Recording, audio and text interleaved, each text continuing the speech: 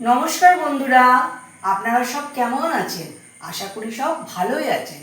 আমাদের ইউটিউব চ্যানেলে আপনাদের সবাইকে স্বাগত জানাচ্ছি। রোজকার মতো আজকেও চলে এসেছি একটা নতুন রেসিপি নিয়ে। রেসিপিটি হলো নিরামিষি আলুর দম। এটি রুটি, লুচি, পরোটা, ফ্রাইড রাইস, জিরা রাইস, পোলাও সবার সঙ্গে যাবে। এই রেসিপিটা অত্যন্ত একটি সুন্দর রেসিপি। চলুন তাহলে দেখা যাক আজ এই রেসিপিটা আমরা গল্পের ছলে কি করে করি।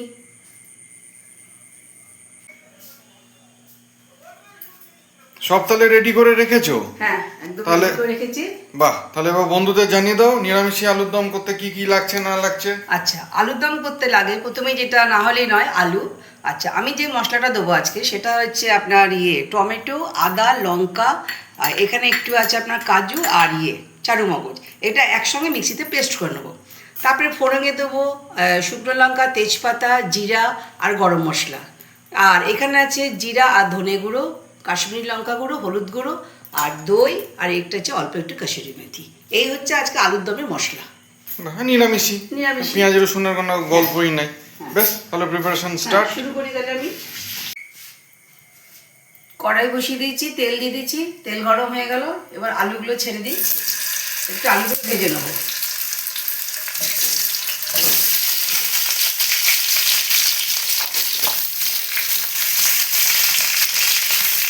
বেশিক্ষণ ভাজবো না, আমি 2-1 মিনিট ভেজে নেবো। একটু হলুদ দিয়ে দিই, একটু কালারিংয়ের জন্য আলুগুলোতে, আর একটু লঙ্কা গুঁড়ো দিয়ে দিই, অল্প বেশি।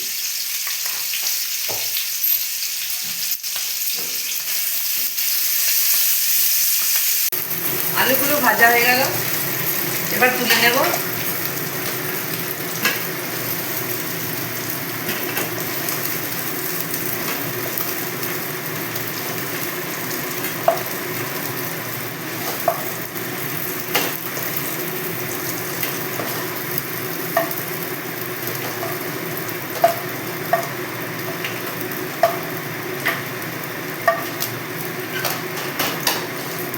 এবার একটু তেল দিয়ে দেবো।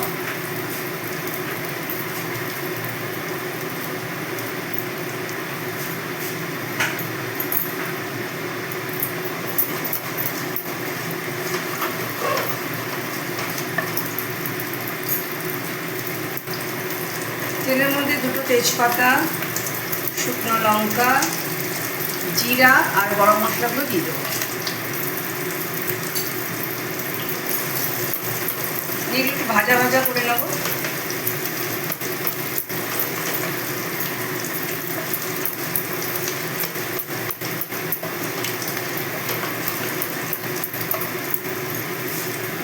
আচ্ছা, এই তেলে একটু চিনি দিয়ে দেবো, তাহলে কালারটা আরো ভালো আসবে।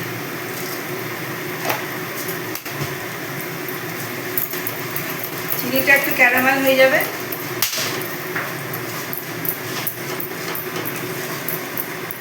আচ্ছা, আমি যে মশলাগুলো পেস্ট করেছিলাম সেগুলো এখন দিয়ে দেবো।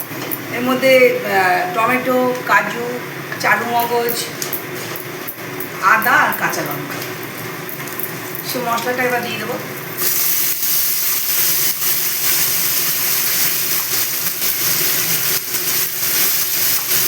বেশ করে একটু নাড়বো।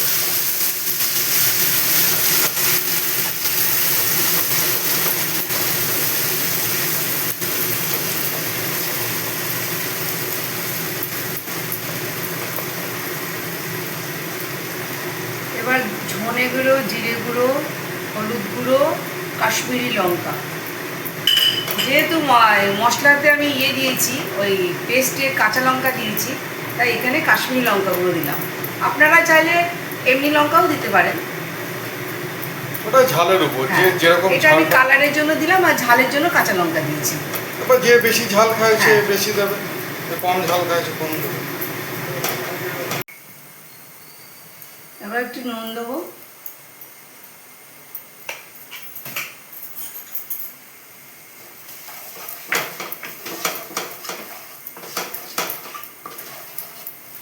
মশলা থেকে তেল ছাড়তে লেগে গেছে, তার মানে মশলাগুলো কষা হয়ে গেছে। তারপর দইটাকে ফেটিয়ে, আর আগে থেকে ফেটিয়ে রেখেছিলাম। নিরামিষ আলুর দম তো, তাই একটু দই দিলাম, ভালো লাগবে।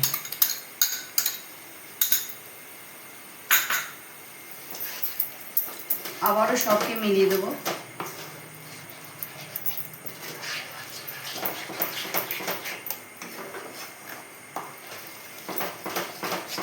খেয়াল রাখতে হবে যখন দই দেবো তখন গ্যাসের নবটাকে একদম সিমে রাখতে হবে, কেননা হাইয়ে দিলে দইটা কেটে যাওয়ার চান্স থাকে।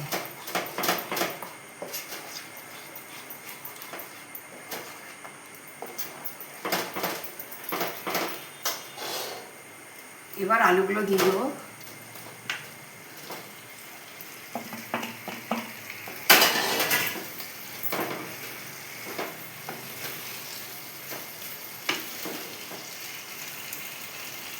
এবার বেশ করে কষে তারপর জল দিয়ে দেবো।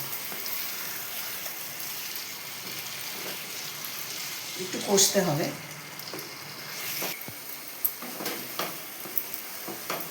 কষা হয়ে গেল, এবার মশলা ধোয়ার বাটি জলটা দিয়ে দিই। আর একটু জল লাগবে।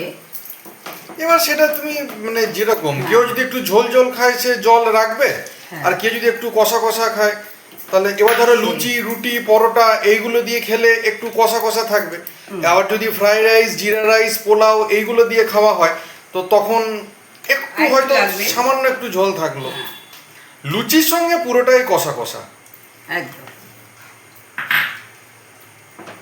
এবার একটু চাপা দিয়ে দিই, জলটা তাহলে একটু মরে যাবে, একটু মরবে। এটা চাপা হতে হতে আমি পাশের ওভেনে ওই কসুরি মেথিকে একটু রোস্ট করে নিই।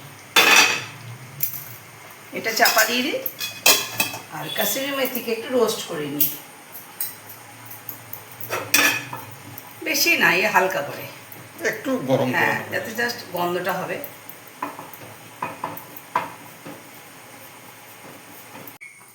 ঢাকাটা খুলি।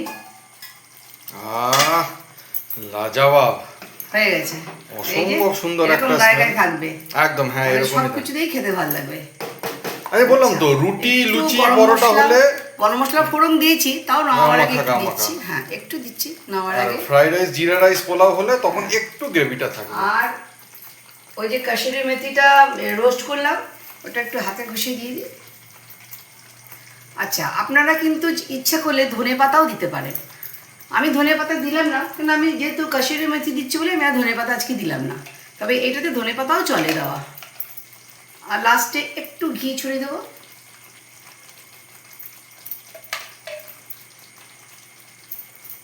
ব্যাস, আর কিচ্ছু করবো না। এবার জাস্ট চাপা দিয়ে রেখে দেবো। তাহলে গরম গরম নিরামিষে আলুর দম পুরো রেডি, একদম রেডি। এবার গরম গরম রুটি করে তোমাদের খেতে দিয়ে দিচ্ছি। ব্যাস তাহলেই হয়ে যাবে। ওহ, দারুণ লাগবে গরম গরম রুটির সঙ্গে এই আলুর দম, জাস্ট ফাটাফাটি, জাস্ট ফাটাফাটি। বেশ বন্ধুরা, আপনাদের যদি এই রেসিপিটি ভালো লেগে থাকে অতি অবশ্যই কমেন্ট করে জানাবেন এবং লাইক, শেয়ার ও সাবস্ক্রাইব করে পাশে থাকবেন। Thank you.